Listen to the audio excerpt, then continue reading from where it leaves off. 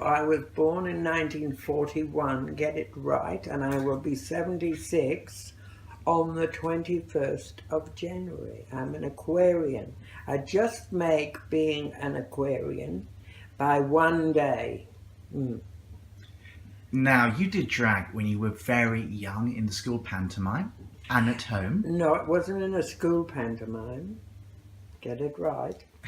It was in the dancing school pantomimes, and I went round all the Welsh valleys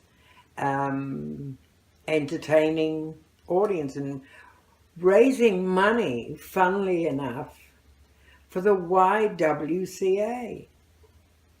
Raising money for, rising young ladies. But if it had been the YMCA, well, that would have been a different matter. But when you were younger, your father made a comment when Ivan Novello died. Well, for those viewers that are watching now, a lot of them, because I do have a young fan base, a lot of them wouldn't know who Ivan Novello was.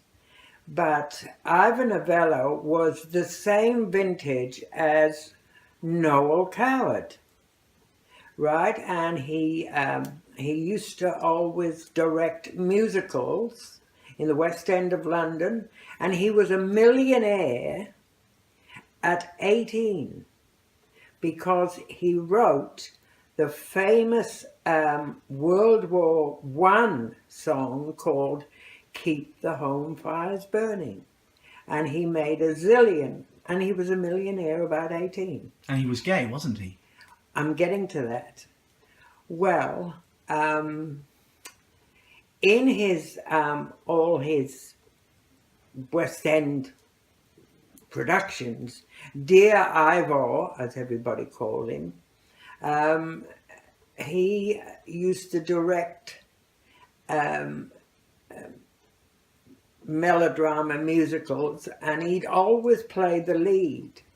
And usually the lead meant he was to be maybe 25, but he was playing those leads when he was 50. He died at 50. And yes, so what were we talking about? Your father's reaction to Oh, Ivan yes, Novello's when death. you're confusing me, and I'm easily confused.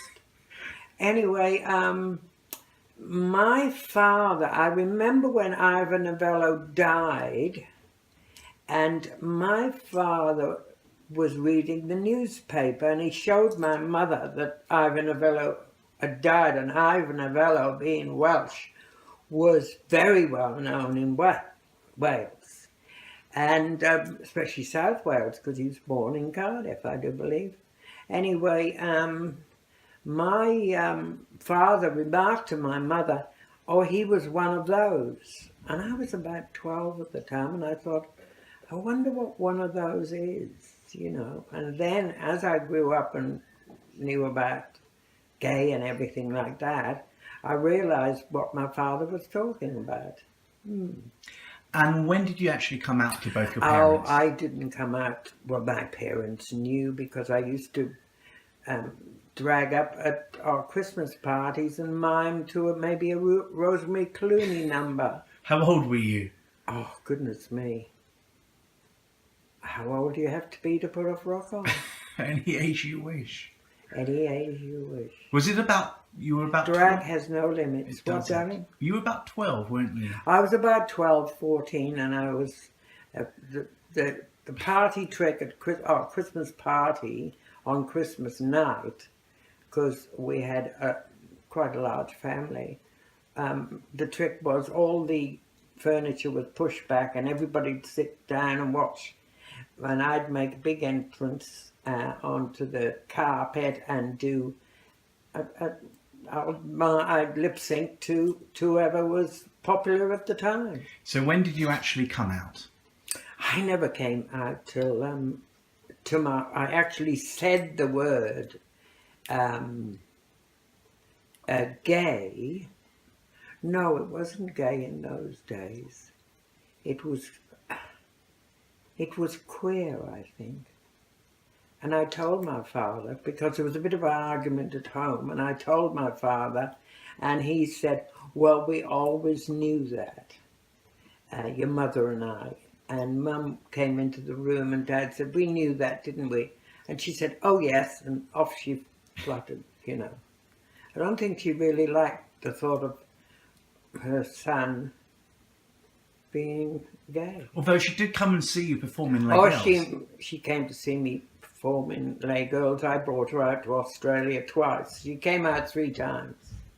And how old were you when you came out to your parents? Oh.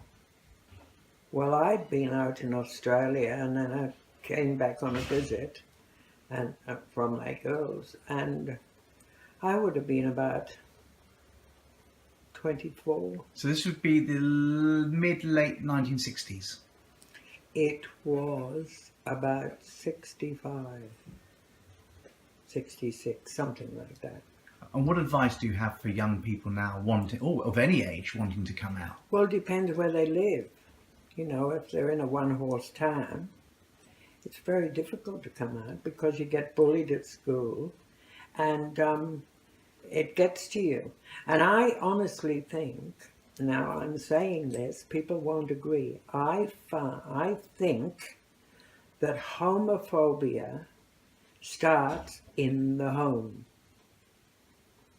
Right? Kids hear pufta or queer or whatever from maybe their older siblings or their mum and dad.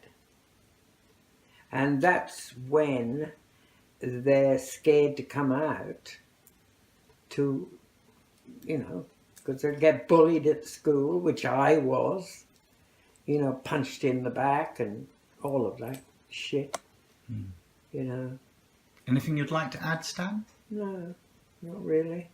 I think I've entertained the audience enough for one day. Stan Munro, thank you very much. Thank you.